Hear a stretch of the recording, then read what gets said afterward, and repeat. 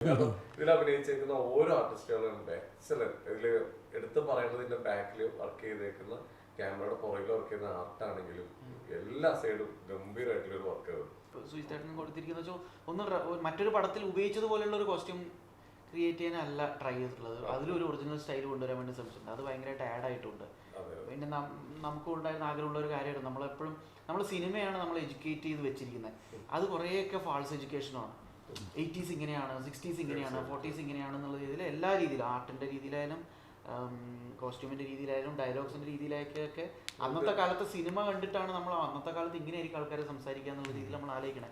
അത് ഓരോന്നും അങ്ങനെയല്ല എന്ന് ബോധ്യപ്പെട്ട ഒരുപാട് സിറ്റുവേഷൻസ് ഉണ്ടായിട്ടുണ്ട്. ഇപ്പോൾ ഈ എൻ എം പിള്ള സാറിന് ഞാൻ എന്ന് പറയുന്ന ബുക്ക് വായിച്ചാൽ അതിൽ എൻ എം പിള്ള സാറിന് 1930s തൊട്ട് അല്ലെങ്കിൽ 20s തൊട്ടങ്ങാണ്ടുള്ള അനുഭവങ്ങളാണ് ആ ബുക്കിലുള്ളത്.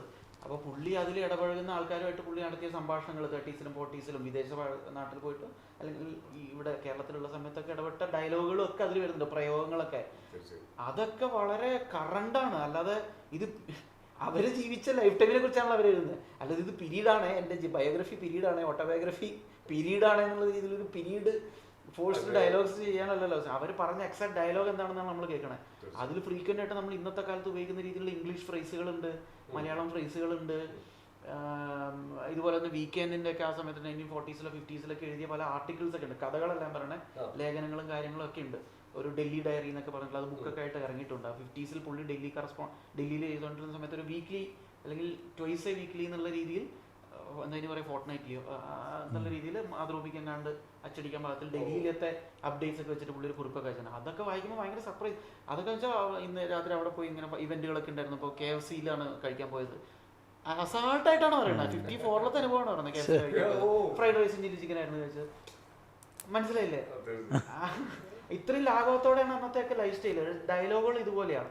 നേരെ മറിച്ച് ഇവിടുന്ന് ഇപ്പം നമ്മൾ ആൾക്കാരെ പല സുഹൃത്തുക്കളുടെ ചർച്ചകളിലൊക്കെ നമ്മൾ നിസ്സാരമായ കാര്യങ്ങൾക്ക് വേണ്ടിയിട്ടൊക്കെ ആൾക്കാർ ഡിബേറ്റ് ചെയ്യുന്നത് കേൾക്കാറുണ്ട്. അന്നത്തെ കാലത്ത് താങ്ക്സ് പറയോ എന്നൊക്കെയാണ് ചോദിക്കണത്. ഇത് 85-ൽ താങ്ക്സ് പറയോ എന്നൊക്കെ ചോദിക്കണം, നന്ദി എന്നൊക്കെ പറയണ്ടേ രീതിയിൽ.